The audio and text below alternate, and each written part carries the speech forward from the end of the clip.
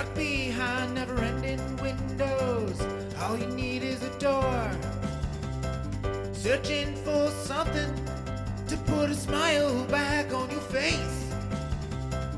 Just remember, in unusual times, it can come from an unusual place.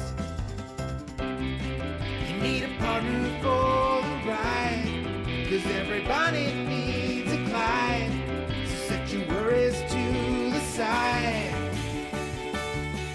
Just ask, say the word and I'll be there.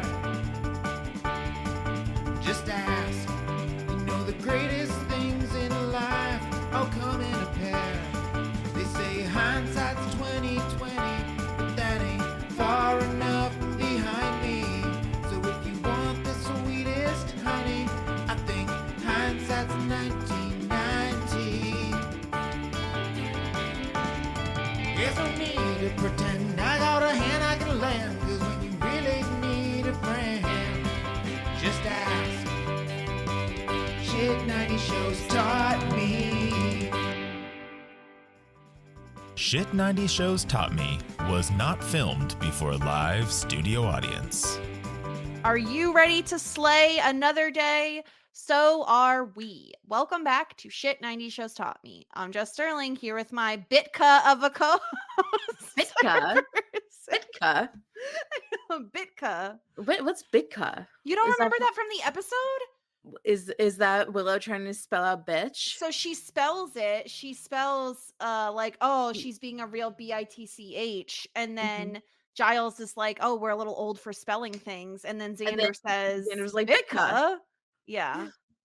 I mean, Xander is a special student. Oh my gosh. I will say, so new season, right? We're in season 2 now. We have a lot to talk about. If you're new to like us covering shows, one of the most exciting things for us in a premiere is the new looks. The new looks from everyone. So I'm excited to dive in. I really liked this episode, Sarah. Like a total like a tonal shift in a way.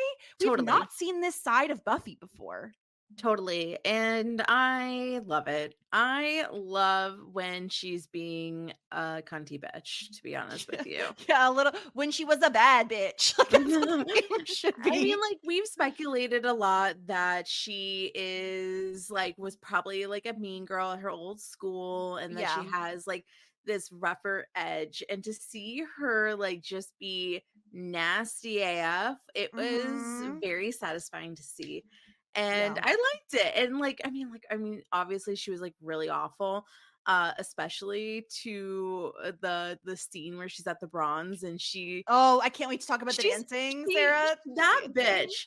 Like, talk about like a queen. She did a big fuck you to 3 people at once with one move. Yeah. That is like a level of evil that like I don't think that anybody could attain to. This is how you know she's a reformed baddie, because like if she's like the sweetest little kitten, she doesn't think of that. But in her mind, she's like, how can I fuck up all these people's day in one single move? One swoop. And it's to rub my ass all up on Xander's dick. Maybe even like 3.5 people, because I feel like Cordelia was also like, wait a minute, I'm supposed to be the biggest bitch in the world.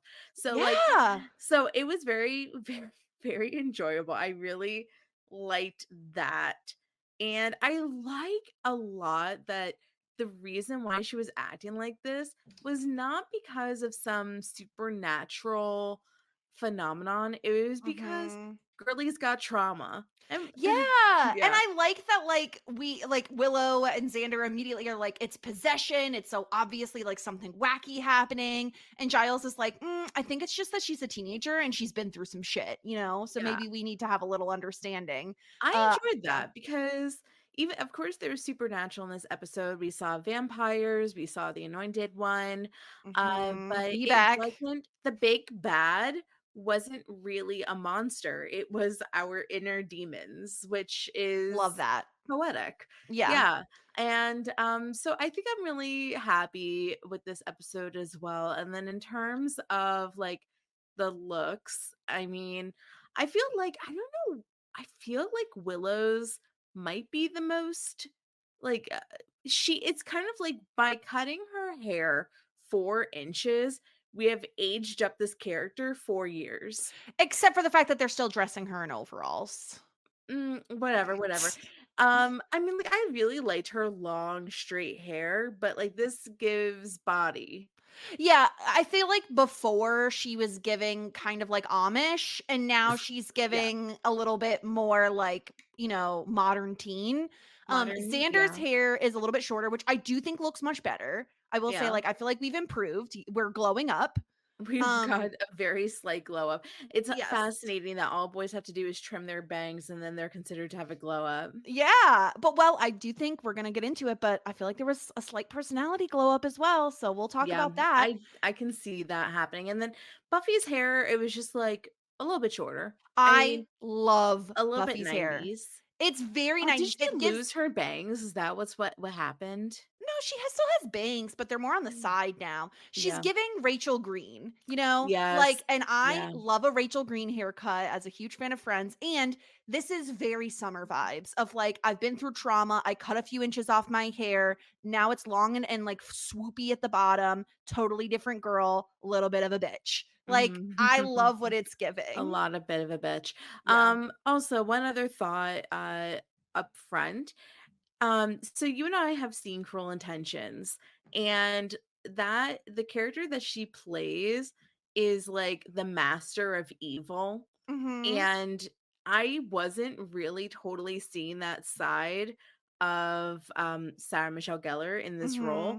but it came out. It came out this episode, and I love Yeah. that. And as we know, or that we discussed in Cruel Intentions, one of the reasons why Sarah Michelle Gellar got cast was because like the director's daughter was a huge Buffy fan, and Yeah. I'm sure that they saw like her give attitude in this episode and probably others, and was Yeah. like, "Oh, Range for yes, sure. like this is our girl."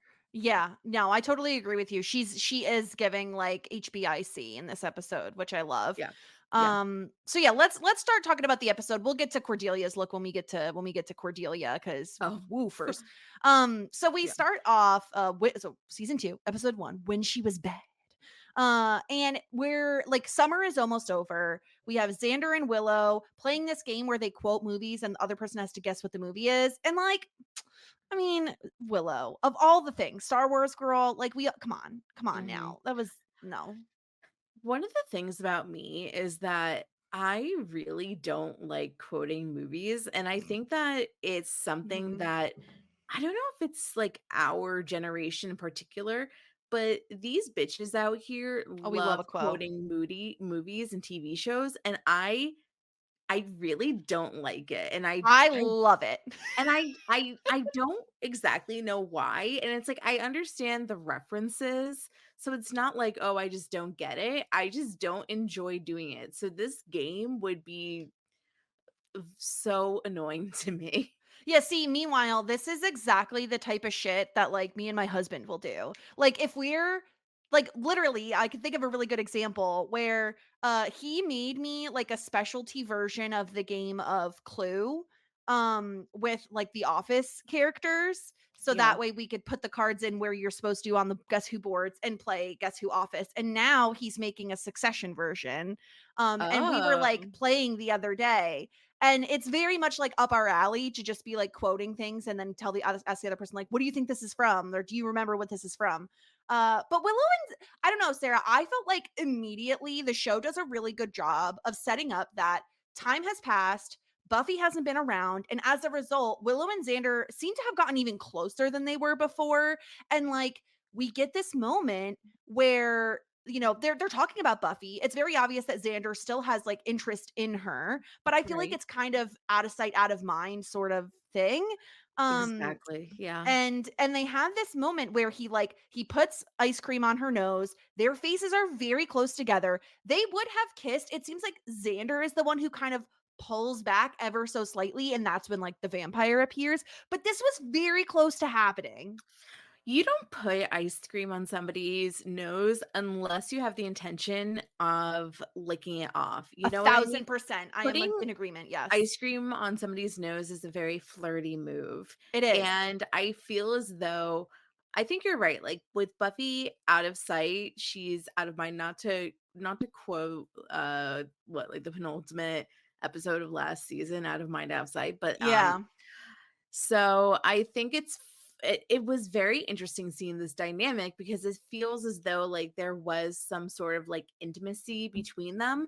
And I was feeling as though, oh, like maybe something did happen over the summer. Like maybe he did catch feelings for her, or he like got to appreciate who Willow really was. But of Yeah. course, as soon as Buffy comes in, he totally forgets about Willow, which is just like makes me roll my Yeah. eyes because you're right. Like I do think that there is something about Xander that was a little bit more tolerable this episode, but I just wish that he wasn't so wishy-washy. Well, And it's I wish that yeah. Willow would not fall into the same rhythm over and over again. I think what I surmise based on like how the characters are acting this episode, it feels almost like over the summer Willow pulled back a little bit and wasn't trying so hard. Like she was like setting her feelings for Xander kind of to the side, really went all in on their friendship, and that allowed Xander to kind of possibly see her in a different light. You know, they got a little closer. But yeah, I think with Buffy coming back, he's immediately pulled back into that headspace from before the summer where he has a crush on Buffy. But I will say, I was like impressed with Xander this episode, and we'll talk about why. One of the moments is when this vampire pops up, he immediately goes to protect Willow, punches the vampire. Like he talks about how he was one of the ones complaining about, oh my God, Hellmouth, oh, Hellmouth this, Hellmouth that, like blah, blah, blah. And then he even says, like, it's been boring this summer without as much excitement as there was. And so it seems like he's like almost relieved to have vampires back in Sunnydale. Yeah, But to Buffy, me, it's go ahead. just like he wants to be the hero still. Like he got Certainly. the Yeah. taste of like the appreciation of saving the day and he wants to continue that. But nobody is a match to vampires more so than Buffy. And like Buffy coming in with her shorty hair and being like, "Hey guys, did you miss me?" and Mm-hmm. instantly killing the I know you want to vampire. kiss me. I wish. Yeah, we love that. I just like really love her coming back, and it was very very sassy. Now, Yeah. I also wanted to bring up something as we're going into the opening credits because I mean the majority of the opening credits is from season 1. Like Right. we know this. But there was a few scenes that I was like where like the one that I think of in particular is when Willow is like reaching out and it's like, ah, do you know what I'm talking about? Yes. Yeah. There's like bright light on her face. Yeah. Maybe that's her becoming a witch. Well, yeah, but like we never saw anything like that. But then I just realized that we have the scene with Buffy dancing, like grinding up against Xander in the opening credits as well. And I wonder if that was there the whole entire time. And then if that's the case, is this a different version of season 1 credits than was originally aired, if you know what I mean? Like I think they're gonna update the credits every season with like little clips of like teasers for what's to come, and you they're don't put, like some of the most yeah. exciting stuff in there. You don't You know what I think that the mean? dancing, the sexy dancing was in the first season credits? No, no, because it wasn't Hmm. filmed yet. She didn't have short hair yet. I think If that anybody this if is anybody like a knows common where I'm thing. They did yeah, this I in know. Dawson's Creek too. No, like that's not it. It's more so like did they film 2 seasons before they put out the credits or the opening No, because scene?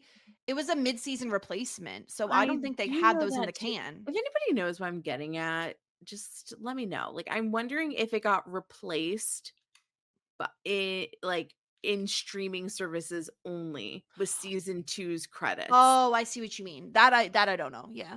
Um but yeah, so Buffy is back. Xander hugs her twice. We find out that it's been like a very slow summer. They haven't really seen any vampires since Daddy Vamps, rest in peace, was killed. And when Buffy is asked about her summer, I don't know, it's like she's a little off, right? Like she says, like, oh, I Yeah. shopped, I partied, like I was just hanging out.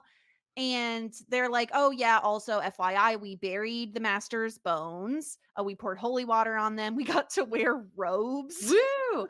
You know I love a secret society, and the number one thing about a secret society is you have to wear a robe. It's giving big traders vibes. Yeah. I Oh, love that. I love traders. Mm. Stop it. I love a hooded robe. It's such a look.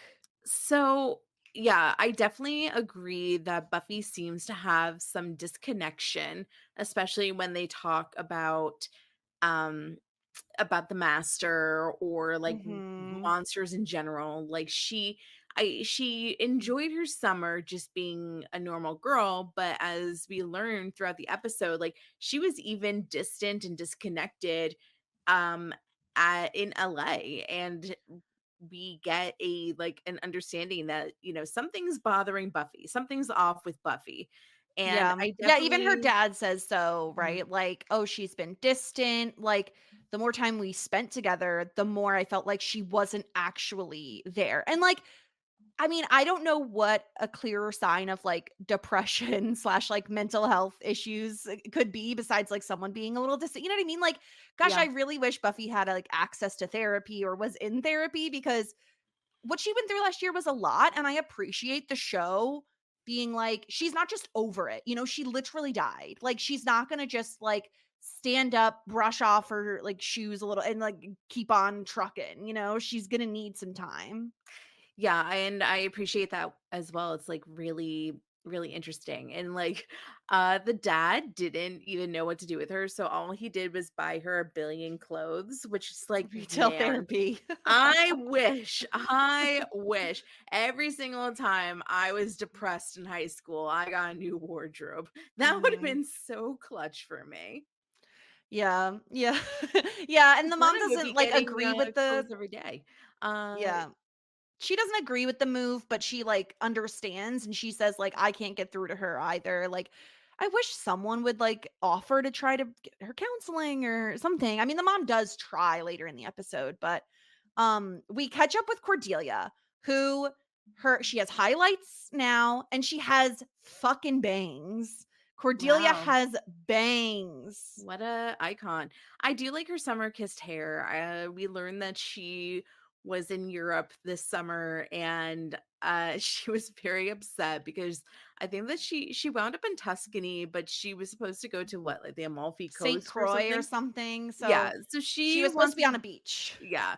And I loved the Cordelia isms this episode because now that like we know who Cordelia is, and the fact that like in underneath it all, like she is um a person that cares.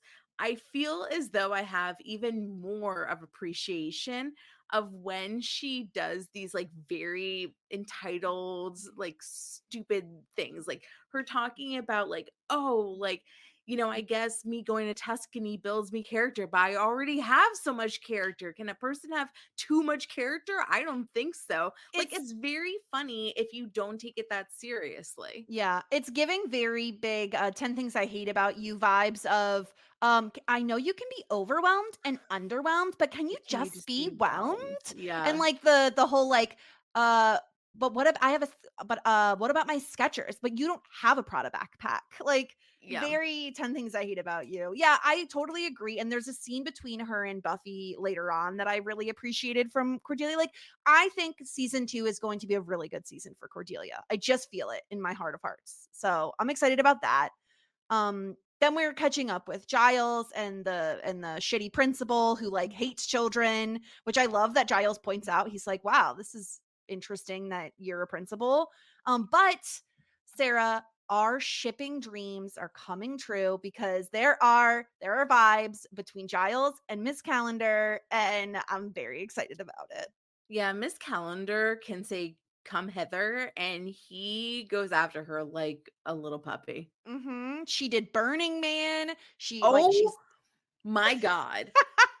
Okay, so this is yes. so funny because she basically danced naked under the moon at Burning Naked Man, mud dances. and she was like probably on shrooms and freaking acid all summer, and Molly, Yeah. having a grand old time. And then we see like Giles, who's like super buttoned up, and it was just like very interesting. Like, this bitch Yeah. was having a summer. She's gonna get him out of his tweed. I'm telling you. She's I gonna don't know if it's loosen Giles up possible. a I bit. don't, like, these two are just apples and oranges. I just don't see them working out in the long run. It just doesn't But make sense. I feel like it's very much an opposites attract situation. And I think his flaws are her strengths and vice versa. You know what I mean? Like she's much Mhm. more loose and go with the flow. He's a little bit more buttoned up and structured. And so I think the combination of the two helping out the Scooby Doo crew or Scoobies is like ideal. So I'm really Can excited about you this. I felt the vibes in season one, Yeah. and it feels like we're going all in right away with them. I guess my question is, like, can you see these two vacationing together? Like, can you see Giles at Burning Man, and can you see No. Miss Calendar, like, uh, at, like, a library book sale? I Like, think the thing is though, like, I think I view them as more of a couple where they do enjoy spending time together and doing things together, but they also enjoy their like alone time. And I feel like that's fine. If she wants to go to Burning Man with her friends and he not go, then I think that's okay. I don't know. I mean, I think that it's going to be like a good little affair, but it's not going to be. It can't be a permanent thing. Oh Like my these two, gosh. I'm sorry. Like I like both of them Breaking hearts individually. everywhere. I like both of them individually, but they're just like not a forever couple. Buffy is starting to be snarky, especially to Willow, because Willow tells Giles that they fought a vampire the night before, and Buffy, instead of just being like, "Hey Willow, like, do you mind keeping it down a little? Like, people could be listening." She goes, "If you speak from your diaphragm, you can be even louder. You stupid Yeah. idiot." Yeah, she's being very snarky, and we get an explanation from Giles of like, yeah, Hellmouth closed. However, like there's still all this mystical energy where we live, so that explains why we get to continue the show. Yeah. And and yeah, it's interesting because like again, Xander and Willow have a little moment where like they had made a bet about how long until Giles mentioned his books. So they're like a little cutesy thing there. And Giles says like, "Oh, Buffy, we should, train." And Buffy is like immediately like, "Yes, I'm ready. Let's do this." And it's very obvious from the little montage we get of her training that like she has been practicing. And this makes sense to me, Sarah, that like while she spent the summer not fighting vampires, she was keeping herself active because I mean, she's probably really scared. Yeah. Where do you think that she just went to her local gym and was starting to do somersaults and kicky punchies? Like, I where like was to she imagine training? she goes out in her dad's backyard in the dead of the night to practice alone because if her dad saw her, he'd be like, "Holy shit, like she's strong." Yeah. For me, I just feel like it was so much bent up frustration that like she definitely has like tunnel vision, and she's Mhm. just ready to let it all out. Like, I think that she was a little bit bored. She has like a lot of um definite, like, should we see her having flashes back to the fight between her and Master. Like, I think Mhm. that she's definitely in the zone to fight, and a lot of it comes from the fear. I agree with you, but also, like, I think it's a lot of anger as well. Yeah, she doesn't want to be bested. She wants to be prepared for when inevitably there are more people for her to fight. And cut to some new baddies. So we have this new vampire. I don't know that they said his name. No, Um he's like a preacher dude. yeah, yeah. Let's call him Clayton. Clayton. Okay, great. So he talks about how they've lost their way. We're weak now, but we will be strong. And he says there's a new hope. And they look over at the anointed one. So he's back. And they're like, he will lead us. He is our God. He is our leader. We'll be great now. We're all gonna follow the little baby anointed one. Well, yeah, because the prophecy said so. We Mhm. predicted this. Like, we felt as though the anointed one would be the lead baddie, or at least, Mhm. the initial baddie for season 2. It's a Mhm. continuation. Daddy's Vamps's children really get to push through. Yeah. And it is like kind of funny seeing this like 10-year-old kid, sit on his throne around all Mhm. these like 40, 50-year-old people. And they're just like, yes, we will follow your lead. Yeah. He had a And little bit of a glow up. He was in a little black turtleneck, Sarah, your favorite. He's I did like like his begging for you look. to love him. I mean, I did like his look. I feel as though as a person that also lost their father very young, I can relate to the anguish that he must be feeling. Yeah, the plight of the anointed one. Yes, it's quite the Yeah. plight. So I don't know if like these people are going to hold a candle to our beloved Daddy Vamps, but We'll see. dreams could come true. I'm not quite sure. Buffy is in the student lounge, dazing off, and Xander and um, Willow come over and they ask her what she was up to. And they're trying to like, be like cool and casual and her friends. And she's just feeling dismissive. But like, once again, there's like some like weird groove between them. They like, Xander and Willow like swap snacks. Like, there's like a level of something there. There's a closeness, yeah. And they've developed a closeness. And but this turns out to just be like a bad dream of Buffy's, because suddenly Giles is like strangling her, saying, "Oh, I killed you once. It shouldn't be too hard." And Buffy is like grabbing at his face, and it turns out he's wearing a mask, and it's the Master. It's Daddy Oh Vamps. no, I can't believe it. He's Mhm. back. I was happy to get a sighting, a little Daddy Vamps sighting. Yeah. And Buffy wakes up, this is a terrible nightmare. She has really cute pajamas, by the way. Like these like silk pink like matching, I don't know. I love them. You know what they Uh say, if you stay ready, you don't have to get ready. I mean, and she was ready because guess who's by her window? Angel. And she like is very snotty with him too. She says like, "Oh, what is it, your lunch hour?" And she knows what he's there to do. He's there to be cryptic. He's there to be like only deliver bad news. And she says, "Oh, what, your cousins are in town for a family barbecue and we're all on the menu." Yeah. Yep. But like it's kind of like an inconvenience that he's there. And she dismisses him as well and is like, look, I don't need your help. I'm ready. Like whatever's gonna happen, I'll deal with it. It's fine. Mhm. And then he's like, okay, but like I'm here for you. And she is like, don't care, don't know you. Please leave my bedroom. Goodbye. Yeah, she's very much pushing him away when likes him, and she did miss him, right? He says, "Oh, I missed you," and he leaves, and she's too late when she says, "I missed you" to him.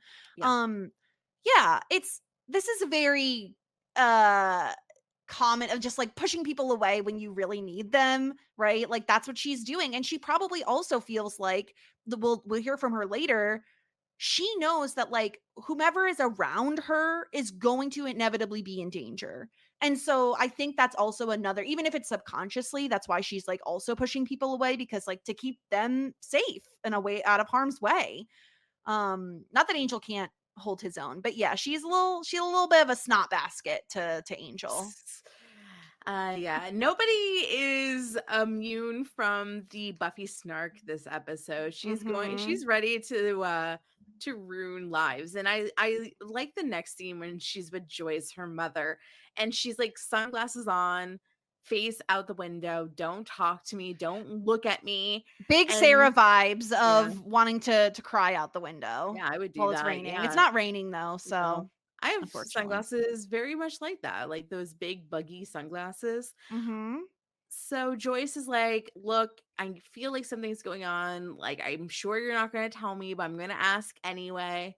And Buffy doesn't budge. I'm like, how could she even explain to her mother what's going on? Like, "Hi, Yeah. mom, I got killed just a few months ago by like this crazy vampire, and I'm supposed to be the slayer and the best in the land, and I momentarily failed. Like, she can't get into this. She'll get sent to this local Yeah.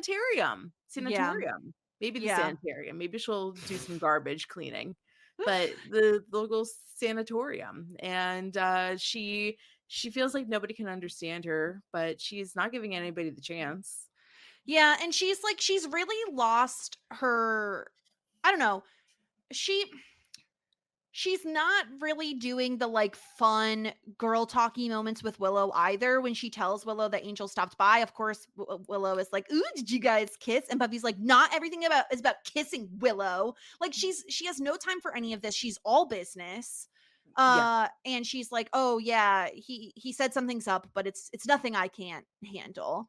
And it's, yeah, they're talking about the bronze and like, "Oh, we should go there tonight." And this is when Cordelia comes up, and Cordelia has lost a little bit of her Bitka card, because she says, instead of saying like something super insulting, she calls them the Three Musketeers, and they're like, "Oh, well, that's, you could have gone with Stooges, but okay."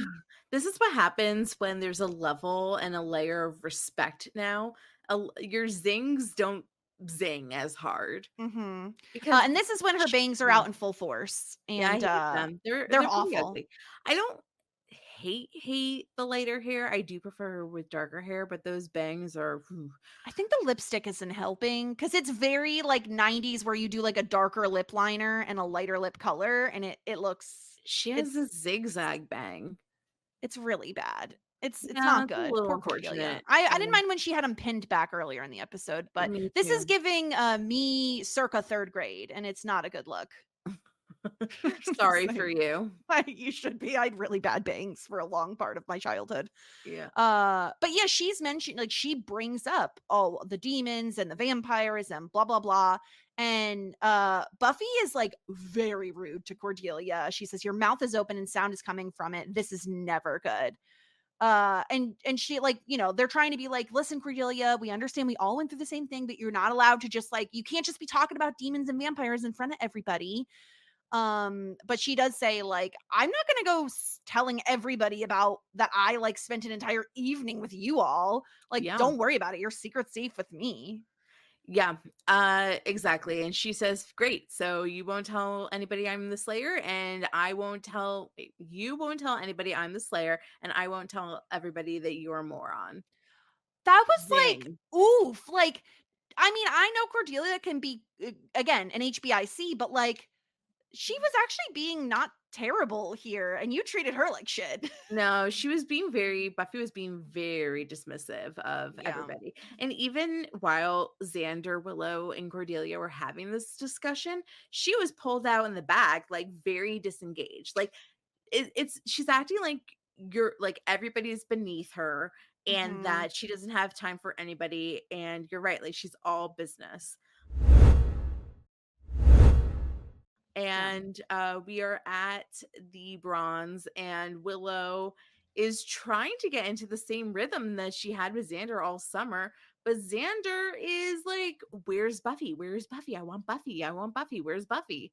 And Mhm. Willow tries to dirty up her nose and be like, "I have ice cream on my nose," and he's not interested. And I feel like Willow's hurt a little bit now because she's like, "Oh, we're back to this. Like, we're back to you having all eyes on Buffy, only caring about Buffy. What about Yeah. me? What about Willow?" Buffy, Buffy, Buffy. Very Buffy, Buffy, Buffy. Yeah. And simultaneously, Buffy is, or excuse me, we're at the cemetery, and we're watching the Anointed One and his cronies dig up the Master's bones. The holy water causes them to get a little burnt, but they Mhm. continue. I have a little bit of a complaint here. Okay. I just think that it was so dumb of Giles to bury the entire skeleton fully intact, so accessible, so locally. Like, this was so stupid. This is Yeah. all your fault, Giles. Like, number one, if it was me, I do think that they should have smashed the skeleton. Like, we both thought it was dumb that they left the skeleton intact. Yeah. Well, we Smash said the it was weird that skeleton. there was a skeleton, and that gave us vibes of like, this isn't over, which we were right. Right. But so there's that. That's number one. Number two, put like a little bit, put the head over there, or like, smash the head, put half of it over here, half of it over there, leg over there, femur over here. like put it like I would drive it all across the country. Yeah. Burying one piece everywhere. Let's do like the 7 Deathly Hollows, some shit, you know? What would you do if like freaking Voldemort put all 7 of his Deathly Hollows in one little ditch? He would be fucked. Yeah. He was I agree fucked. with you. I do think like the Giles's only defense is like he's like, I've never heard of this being able to be a thing before. No, he's However, heard of it. He just didn't know that it could happen. yeah, I think the thing is I agree with you. I think this gives big vibes of like I've committed a crime and I'm not someone who's ever been a criminal before. So I Yeah. hide the body and the murder weapon and my DNA all in one location. It gives big yeah. vibes of incompetence, to be Yeah, honest with it's you. not great. And Buffy like does blame them. She's like, you know, this is all your fault. But yeah, so she goes to the Bronze and she's in this like cutesy maroon dress. Like she's looking good. She got her new summer She hair. looks so good. I love Yeah. the open back dress. Like her, it just is the vibe. It's so the vibe. She's It's just bad like bitch vibe. Yeah, she's slinky. She comes in all sexily. She gives some sass to Angel, and she's just such a bitch. She's such a bitch to Angel because Angel is just like, have I done something to make you angry? And Buffy's like, I'm not angry. I have no idea why you'd think that. I didn't spend the summer lusting over you. I'm over it. Moving on. And it's like, and holy I love shit. that. She's like, I've moved on to people that are living.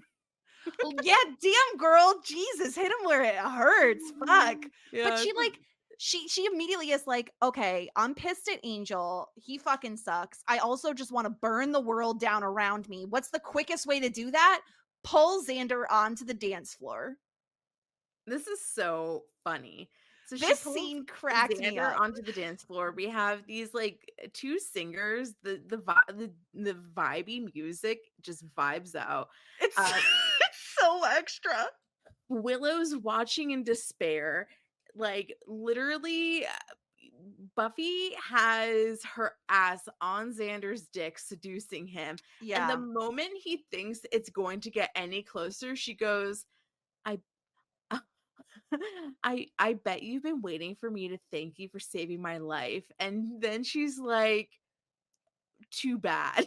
Yeah, she's like, don't you wish I would? And like, I mean, I will say to give Xander some credit. Like this is everything he wanted, right? Like, and he is dancing with her, but he does look like astonished that this is happening. Like he can't believe it himself. He seems a little bit uncomfortable. I think Yeah, because he's like, whoa, this is now happening, but this isn't how I wanted this to happen. It's like, because like Buffy is off. There's something very off about how she's acting. And yeah, like she leaves him standing there. And she leaves the Bronze and out comes Cordelia. She follows her. And she's just like you're really campaigning for bitch of the year, aren't you? Yeah, but then Buffy is like, what, are you worried that you're gonna lose your crown? Like anything that Cordelia or anybody else says this episode, Buffy comes back with a better retort. Better than like I've seen anybody else be snarky on this show. Like she's the queen of mean when she's in a mood. And once again, I just love that like this is inside of her. Like this is not her being affected by some like evil demon. Like this is like deep down Buffy's like factory reset like settings of like I'm that bitch and don't you forget it. And when they go to toe, it's so fun because like you said, like it's tit for tat, you know? And Cordelia says like, listen, I'll do you a favor because you occasionally save the world. I'm going to give you advice. Get over it. And then she says like one of my favorite lines of the entire episode where she says, whatever is causing the Joan Collins tude, deal with it. Embrace the pain, spank your inner moppet, whatever, but get over it. What is a moppet? Let's see. What is a moppet? Spank your inner moppet. Okay. Traditionally, this word usually referred to a girl, and earlier it meant a doll from the Middle English mop, little child or baby doll. So spank your inner baby doll. I don't. Okay. I just feel Well, like this is like the Buffy speak that people tell us about, the spank your inner moppet. It's just of very like course. as if. Do you want a shirt from Redbubble that says "Spank Your Inner Moppet" on I it? knew that was a quote that people would use for merch. Of What course it color? is. What color do you want? Um, There's every single color. obviously it's Redbubble. Yeah. Yeah, I can give you eggplant. That's what I can do for Okay. you. Great. Do you want it printed on the front or the back? On the back, obviously, it's about spanking. Spank your Okay. inner moppet. Okay. Only $21. Yeah, and What a deal. and so Buffy is just like, maybe you should mind your own business. And Cordelia's like, fine, I'll just go see if Angel feels like dancing. And it's like, oh my god, they're having a bitch off, and it's great. Yeah, but we know that Angel's not going to give her the time of day. No, of So, course not. But like, if Buffy were paying attention and not so distracted by her trauma, she would see Cordelia get carted away by the vampire crowd. very obviously as well. And she does Yeah. make a little yelp, and Buffy's like, too bad, so sad. Yeah. Oopsies, don't care.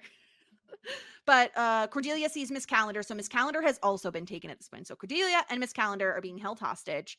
Buffy goes to Master's grave and notices it is now empty. She again, she's traumatized. Like she thinks she's seeing him out of the corner of her eye. And it's really tough. Like I feel really bad for Buffy that she's going through this, especially because she doesn't really have anybody who can 100% understand what she's going through. So there's no other Slayers out there. There's not like a Like a local society. Slayer chapter. Yeah, there's no society of Slayers. There's no Grandmaster Slayer Not that we know of, at least. because the thing is that the way you become a Slayer is that the previous Slayer dies. It's kind Right. of like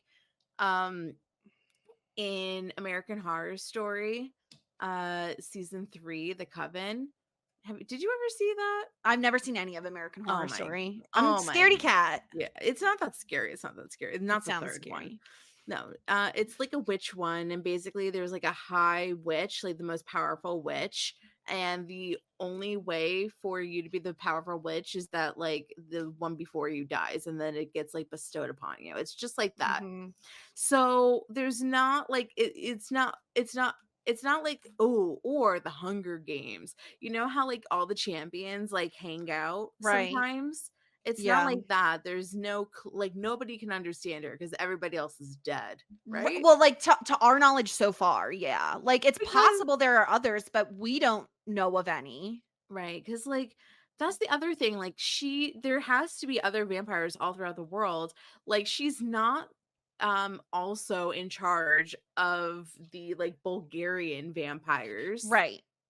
You'd think there would be, and there'd be like some way for them to like stay in contact. Like possibly that's a thing for a future season. Like I wouldn't surprise me if we did that in the future. Right. Well, Maybe they're trying to keep it local right now, you know? This is a local chapter. Mm-hmm. All right. Yeah, so Xander and Willow go to Giles, and they're like, I love Willow saying she's obviously possessed. Why would she be interested in Xander if she's not been possessed? And this is when we get the really great Willow spelling out bitch and Xander saying a bitka. Which I did laugh at, and I did think it was funny. And Xander wasn't bothering me as much this episode. Look at that. Growth. We love to see it. Yep, absolutely. Yeah. The principal chases everybody away and tells everybody to stop being a bad student and stop being a bad teacher. Yeah. I mean, I get it. If you always saw this teacher hanging out with like specifically like these 3 kids who we know the principal thinks they're like bad kids, sure. But I do like Giles having the correct assessment of like she's been traumatized, and like that's probably what she's just like going through it right now. Buffy, of course, walks in on this conversation, and she's like pissed off. She's like, they're gonna bring him back, and you told me that he was gone forever. And he was like, oh, I never heard of like revivification Working. Yeah, working. And she's like, but you have heard of them. And like, agreed, right? Like Giles done fucked up here. Giles, you know what? you would get a red flag on your permanent record for Yeah, this. you're supposed to be watching. You're not watching out for Buffy's back without when you know leave what all you're the bones in watching? one spot. You're watching Miss Calendar's ass. Yes. So, given incompetence, it's the fact that it's that, and it's also the fact that, it was altogether so local. She's so stupid. So we are in the library researching, and out of nowhere, from the skies above, a rock with Cordelia's bracelet comes flying through the window and is like, "We have your Cordelia." Yeah, come to the bronze before it opens or we'll make her a meal. And Giles has discovered in this book that, like, in order to revive a vampire, they have to have someone who's been connected to the vampire, which Buffy believes to be her. But it turns out later on, we find out, no, it's like physical proximity to the vampire when they died, which explains Cordelia and Miss Calendar getting taken. And everybody in the library right now knows this is a trap for Buffy. But at this point, Buffy doesn't care if it's a trap. She wants to handle things by herself. She says, "This is my fight. I can't keep you all safe while I'm fighting." And like, I get it, right? Like, she thinks this is her cross to bear, so to speak. This is her fight to fight, and she doesn't want them getting in danger. But she's missing the forest for the trees right now because it turns out they're going to be the ones who are in trouble. And if they're close to her, then she would be keeping them safe. Whereas this is a trap she falls into by leaving them alone. In Buffy's defense, Giles read the passage wrong and misinterpreted it, and he told Buffy the closest, and then later on he discovered it was the physical closeness. Maybe if Giles didn't have his junk all up in Miss Calendar and was paying attention and watching properly, he would have interpreted that language better. I feel like language is difficult, especially English language. Like, there's so much up for interpretation. So if it was like, oh, close to the vampire, naturally, I think you would assume Buffy would be the target rather than like, oh, physical proximity to the vampire when they died. Like, that's not exactly what it said, but sure. Yeah. Like, he could have done a better job.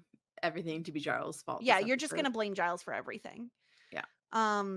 So Buffy goes off, and Angel, of course, is following her as he is wont to do, pretty much stalks her for fun.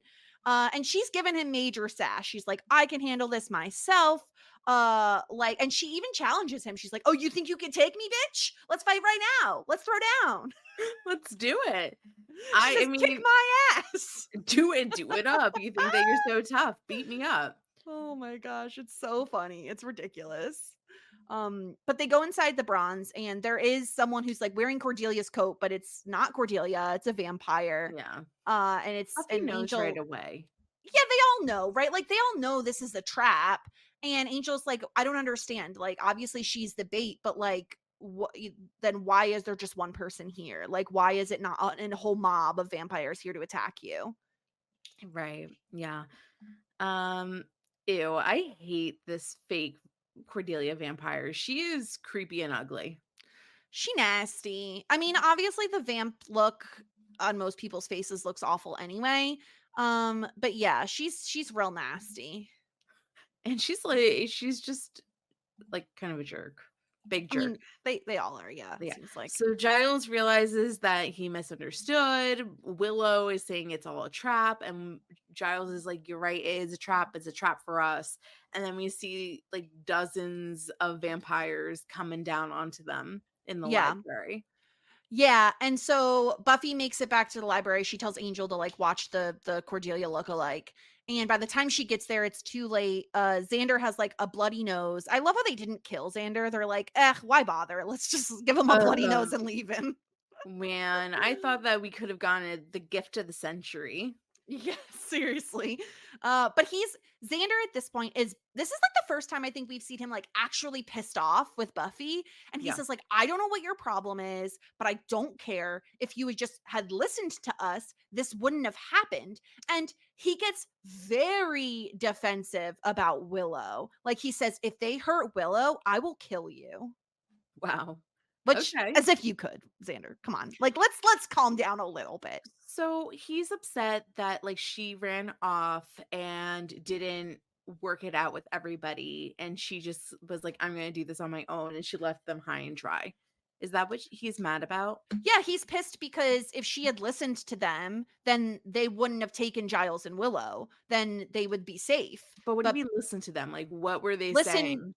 well, they were saying we should all stick together. And Okay. like Buffy could have protected them if they were all together, or at least had a better chance at they were just sitting ducks where they were, you know? Right. Yeah. So yeah, so he explains like, yeah, it was physical proximity when the master died. And so now they have everybody that they want. And this is like this next part is like absolutely wild. So like Buffy goes back to the Bronze and she starts interrogating the Cordelia lookalike and straight up is torturing her. She takes off her cross necklace and she's just like, "Oh, I'm not going to kill you anytime soon, but how are we going to pass the time?" And she puts the cross in the vampire's mouth, which like basically just burns the shit out of this vampire's mouth. Like we're talking the hottest cheese pizza you've ever eaten in your entire fucking life, straight out the oven, right into mouth. Yeah, she's unhinged. She really is. Like, I think that she's just, I mean, and deservedly so. Like, this is a vampire. She is trying to murder everybody. She is part of a plan to kill and bring back, kill everybody and bring back the master. So, like, Yeah. yes, she is torturing her. She's playing with her food a little bit, but still, I don't like what are you supposed to do? Like have a tea party with her and be like, if you don't mind, like please tell me this information. I No, don't but think also so. like it definitely felt like she was enjoying it a little too much, you know? Yeah, yeah. I mean, like this is definitely a edge to Buffy that we haven't Mhm. really seen before. There wasn't any like snarky, funny remarks afterwards with the banter. This was just like, I'm going to fuck you up. I'm going to hurt you. So, meanwhile, over in the den of Yeah, some like uh abandoned warehouse or something. I have no idea even where we are, but Vampire uh headquarters, but not Clayton, not underground because we're no. down there for 3 score and we don't need to be down there anymore. No, no, no, no. So Clayton and the Anointed One have tied up Miss Calendar, Cordelia, Willow, and Giles. They're hanging upside down like meat in a butcher's. Yes, right over the skeleton of Yes. the Anointed One. And Yes. they're like basically, you know, they're getting cooked for dinner. Well, they're gonna make their own blood jacuzzi, essentially. Like they're basically gonna like cut their throats like slaughtered pigs, Oh, and like their gross. blood is going to give rise to the master again. Mm. And so Buffy says, you two are, you know, you, Angel, and Xander are going to get the others out of here. I'm going to go kill every single last fucking one of these people. And she does. She She does. absolutely does. She kills all the rando losers. She kills Clayton. Clayton's like mostly focused on like getting the Anointed One to safety. Yeah, And I thought we were going to get more of Clayton. Like, I thought Clayton was going to be around for a little bit this season because he felt like, oh, he's going to like help the Anointed One. You know, he's going to be his little protector. But yeah, we see a little Anointed One sneak out the back or go hide in the back, I guess is more appropriate to say. well, yeah, yeah, he got protected. So did she kill the Clayton? Oh, I'm wait, watching. no. No, No? he ran away. That's okay. When you said it, I was confused because I was like, I don't remember her killing him. No, he Well, runs away, and the okay. Anointed One hides. So we Okay. probably are going to see more of Clayton. Maybe one day we'll find out Clayton's name. Maybe, but they don't say it this episode. Today it's just Uh, Clayton. just Clayton. So Angel and Xander, meanwhile, get everyone, get the everyone off the hooks or whatever. And they're like, they're tending to their wounds and blah blah blah. Buffy is still doing her kicky punchy routine. Eventually she does have this whole fight with Clayton. He comes back in. Oh no, she does. This is where she kills him. Okay. No wonder. I was confused because I was like, wait a minute. What happened? He ran out. Then he comes back. He has a sledgehammer. She literally lights this guy on fucking fire. Yeah, I forgot about the Thor's hammer. He's like, I'm back with this hammer. It's going to save the day. And she's like, nope, you're on fire, bitch. Yeah, dead now. Which I didn't realize fire did anything. So what is the like? Well, it makes sense because light, they don't like light either. So fire and light feel like they go together. Yeah, I guess. So he burns and goes. So the anointed one is alone. Yeah, and this is when Buffy has her own little version of therapy where she takes the sledgehammer and Xander says she's working out her issues and she smashes the master's bones to pieces. Which they should have done in the first place, but seriously. Yeah. So yeah, she and this was a very emotional scene. Like you can see that Buffy is like, really going through it. She needs this release. Everybody's watching her essentially like act out in a way, or get out this frustration on the skeleton. And the skeleton is like mostly to dust. Yeah. Except for the freaking skull could have been smashed a little bit more. No, she smashed the shit to bits. And she's like sobbing as this happens. And Angel comes up behind her and she hugs him. She's still wearing his jacket. Just need to point that out. She is still wearing the leather jacket. Well, yeah. Because we still have a crush on still Angel. Smells like him. Yeah. And yeah, they're having a little bit of a moment as everyone's kind of watching. And the next scene, what a cut. Like the next scene is Cordelia and Miss Calendar like walking at school. And she's like, you know what the worst part is? No one tells you that rust and blood and grime like doesn't come out. Like you can dry clean all you want, but you're going to live with those stains. It's essentially like a social commentary on trauma itself. Like you can try to scrub off all the hurt from you, but it's going to leave a stain within your heart. So out damn spot. I think that was pretty profound of Cordelia right there. She's so deep. Very deep. She's an emotional well, really. The well is basically like 5 inches deep, but yeah, puddle. it's a body of water. And Giles and Buffy are talking, and Buffy is like very embarrassed. Basically, she's like, "How am I ever supposed to like have a conversation with them again? Like, I was such an asshole. I was a moron. I put them in grave danger." And Giles tries to make her feel better by saying like, "Well, this is definitely not going to be the worst mistake you ever make." And then he's like, "Wait a minute, that was supposed to be comforting." Thanks, Giles. So yeah, she goes in and she doesn't even know if like they would want to sit next to her in class, but of course they saved her a seat. They welcome him in, and they do a really, really, really good job on making Buffy feel welcome and that like nothing has changed between them and that they're still friends and that they're still like they're good. And I thought that both Xander and Willow did a great job with like trying their very best to make Buffy feel comfortable and still a part of their inner circle. I agree. I like that they saved her a seat and they're like, we don't even need to talk about it. Like, we're cool. Don't worry about it. All is good here. And she looks like relieved, that she can finally start to move past what happened. I thought this was a really effective season premiere in terms of we're not forgetting everything that happened in the finale. We still have shit to do and deal with it, but we're on a journey to healing from all of that until inevitably more bad shit happens. Yeah. And we finished the episode with little anointed one like coming out from his hiding place, and he's looking at all the bones and he's just like, I hate that girl. Yeah. I mean, he's all alone again. It's very hard. He's an orphan. He is an orphan like 3 times over. It's just awful. Devastating.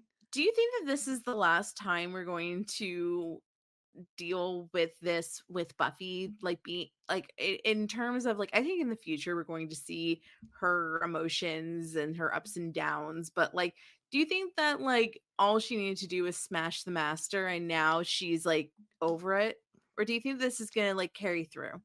I think it might be a running theme of the season. Like, I think this is going to be I think she's going to become a little bit more hardened to like the life of a Slayer and not Mhm. have as big of a reactions to like, nearly dying, because I imagine it's probably going to happen pretty often.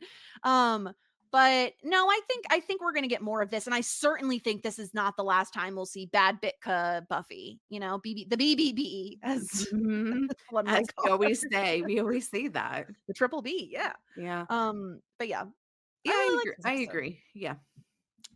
But let's get into some feedback here. We got an email from Justin. He said, I was just kidding about the pop quiz thing. If you keep complaining about the lore, I might have to circle back and come up with a small pop quiz on Buffy and or vampire lore in general. Oh, do it. And if you want to make like a Google questionnaire, I will take the test. There you go. I'm very happy, but I'm not gonna do some Sporkle shit, okay? No, that would have major spoilers, I have to Yeah, imagine. you have to do some authentic questionnaire quiz to see if I can do it, and I'll take the test. Yeah.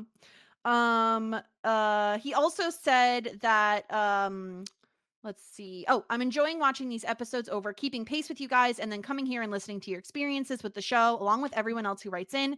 Thanks for doing what you guys do. You've been here for me through some depressive or hard times lately. I can't wait to hear what you guys think about season 2. So thank you so much, Justin. That's really kind. And honestly, like having a routine to put, it's healing for us too. Like it's just fun for us, especially when people send in their thoughts as well. Um, and he said, as one of my favorite women's wrestlers always says, chin up, tits out, and watch out for the shoe. And then it says throws shoe. This is a thing that someone says.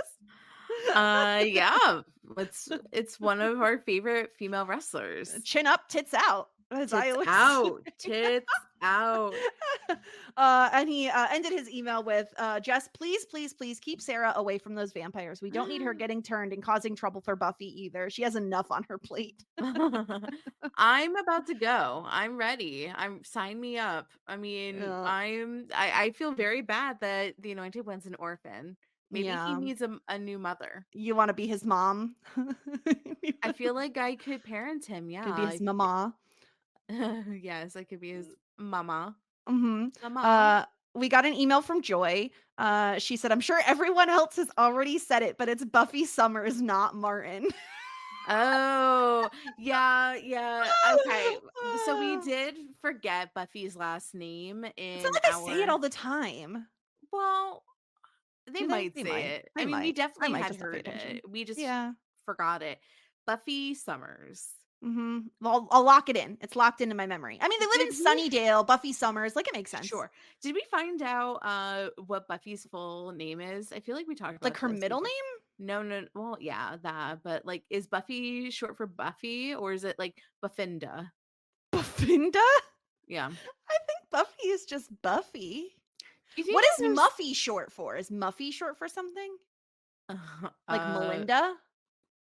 Maybe it's Muffin? Belinda, and then you short to Buffy. Ooh. I'm sure that there's an answer out there. It's probably like something like Elizabeth. You honestly, that could be right though, Yeah. because there is 1,000 nicknames for the name Elizabeth. What is Buffy short for? Yeah, it's It's Elizabeth. Elizabeth. Of fucking course it is. Oh my god. Elizabeths are so lucky because they could have any nickname they want and They could justify be it. anybody who they want to be. Yeah.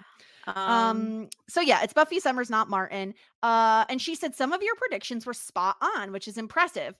Buffy had some issues to deal with. Dying and coming back to life will do that. And again, I know y'all love Daddy Vamps, but I think this was a great choice to have Buffy destroy his bones as a way to process. It was very cathartic. Which I totally agree with. Totally agree with. I think that is the right call. that's why there's those like TV smashing Yeah, angry rooms or smash rooms, or I know what you're yeah. talking about. Yeah. Yeah, sometimes I throw stuff Yes. and it does not end well for me. Especially when they're expensive things that you're throwing. Well, no, I don't throw expensive things. Yeah, when you heavily accidentally drop your Dropped phone. my phone. Yeah. Joy continues, I'm not Xander's biggest fan, but you got to give him credit for not taking advantage of Buffy's behavior, even though some of the things he says still give me the ick. Very fair. I do think like Xander had a large improvement this episode to last season. Maybe he got notes and they're like, we got to do something about this guy. I mean, I don't think, I imagine he's just going to have more bad episodes on the horizon at some point.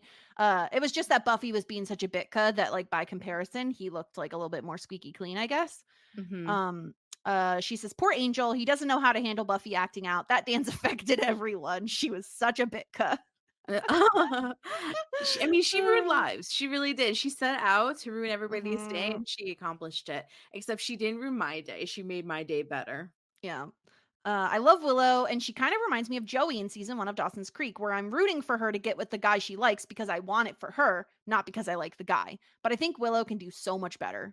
Agreed. Willow, yeah. Who's Willow's SO in the future? Someone we haven't met yet, I think. Yeah, probably. Yeah. Giles and Miss Calendar are so cute, and I love how awful Principal Snyder is. Cordelia Chase, my queen. I love her so much, and she's so good in this episode. Spank your inner moppet isn't as good as Hello Salty Goodness, but it's up there. And I love that she's still snarky with the Scoobies, but she's also wanting to help. And I like that she tries to get through to Buffy. She's the best. But what does spank your inner moppet mean? You got to spank that little girl. You got to say, no, I'm not going to cry anymore. I'm over it. This is exactly the opposite of what my therapy tells me to do, which is like heal that inner child. Yeah. Cordelia's like, spank that bitch. Vanessa, my therapist, is like, you need to soothe your inner moppet. To soothe your inner moppet. Joy ends her email by saying, the season starts out strong, the writing is tighter, the characters are more fleshed out, and you could tell they stepped up their game from season 1. So she's really excited for us to be in season 2 territory. I'm excited. Yeah. We also got an email from Julia. And she says, hi, ladies. I've been a listener since you covered Dawson's Creek, my favorite teen show. And then I listened to your Freaks and Geeks coverage. Buffy was one of those shows I had heard a lot about and know it's a cult classic for many people, but I never thought I'd watch it. However, after listening to your episodes, I thought it would be fun to follow along. This is very exciting that we have someone else on this journey with us. I'm very excited. This is so good. Welcome, Julia. So the first episode I watched was The Pack. Oh no, Julia. Julia, what happened to you? I guess you okay? If she was just listening to the podcast, I'm sure she was like, you know what? If it's this ridiculous, then I have to watch. Yeah. She said the slow-mo Xander walk scene, I have no words. What was I watching? And then art. After that, she watched I, Robot You, Jane. She says the next episode was equally strange. The computer software monster. I just want to follow along on like Julia's playlist. She's picking the worst ones, I think. Julia's an artist. She has a vision.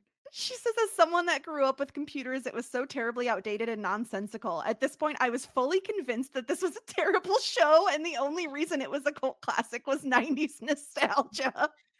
I mean, you're probably not wrong. This is so funny. So let's bring it back. How did she come around? So she says, some of your guests had mentioned season 2 being their favorite. So I decided to watch a random season 2 episode, and it was so much better. Julia, girl, what are you doing? Julia is the chaos monster that I aspire to be. Yeah, we all could do with a little bit more Julia action. Julia, are you an Aries? Like, we need to know, please. Tell me, when's your birthday? Tell me your secrets. She says, funnily enough, it was another Xander episode. Thankfully, the show gets so much better. And I'm now on to season 4. Wait. Julia, have you binged all seasons 1 through 4? Or are you just hopping and bopping around, girl? What are you doing over there? Julia's watching like every 7th episode. This is what I'm doing, and this is my narrative. She said her favorite character is definitely Buffy, followed closely by Giles. Giles and Buffy's adopted daughter-father relationship is my favorite relationship on the show.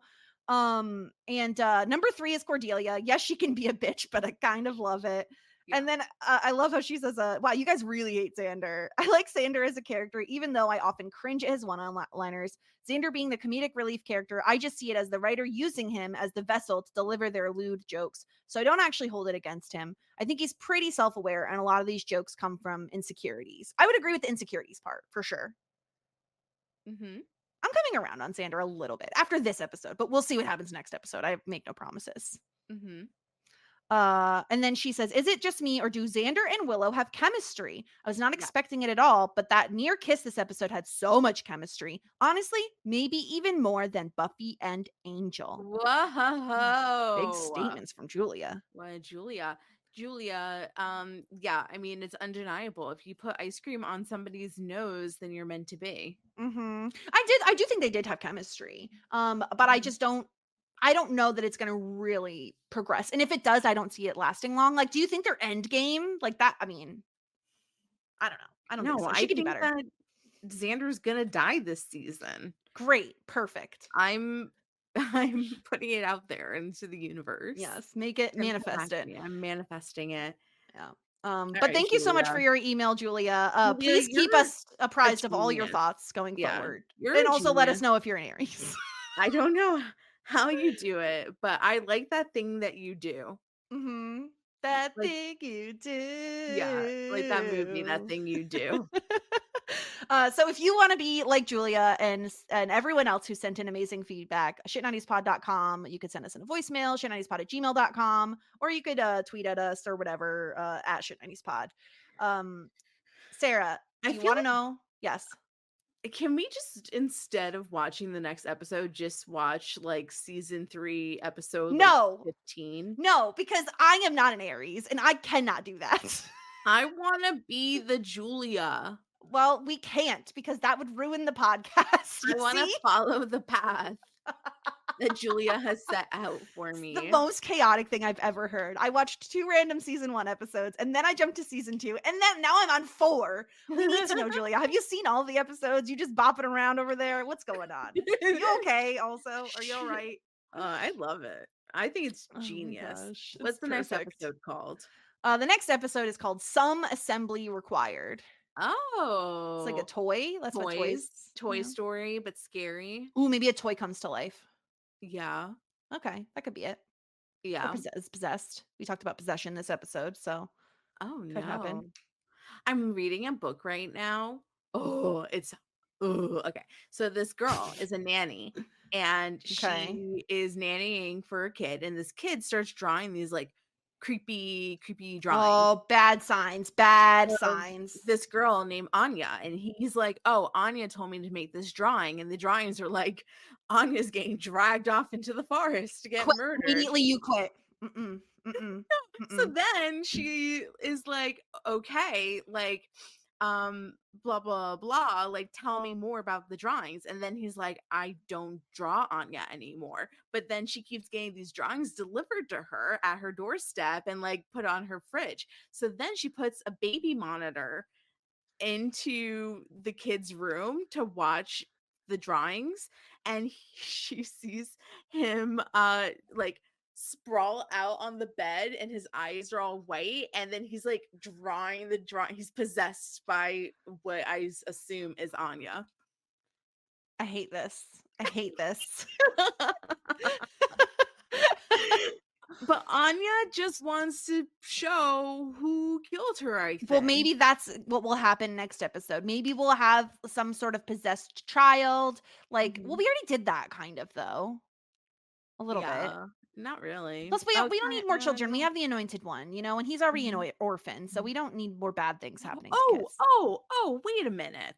What? I know what happened. The anointed one signed up for a shopping spree at Toys R Us. Remember in the 90s where one kid got to get like the Jeffrey the giraffe? Yes.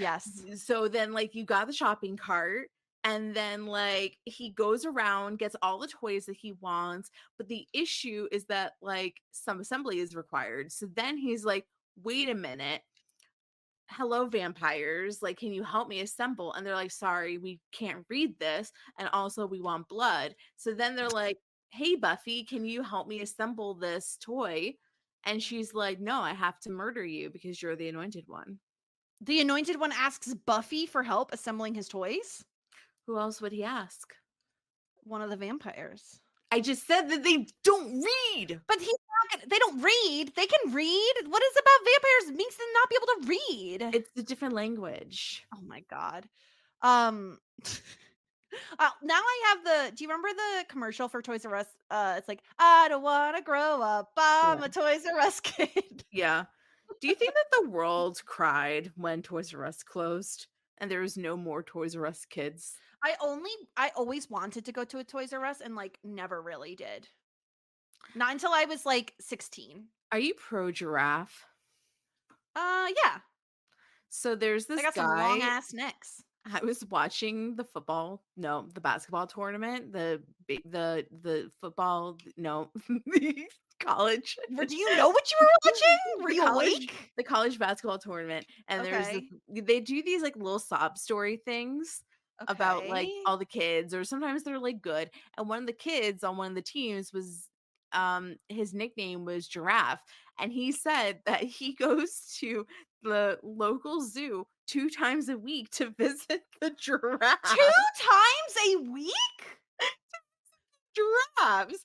Everyone at that zoo knows that man. Everyone. They're like, this is the fucking weird giraffe man. One, you are on like a Division I basketball team and you have to train all hours of the day, I'm sure, and you're a student. How do you have time to go visit the giraffe? That man loves giraffes.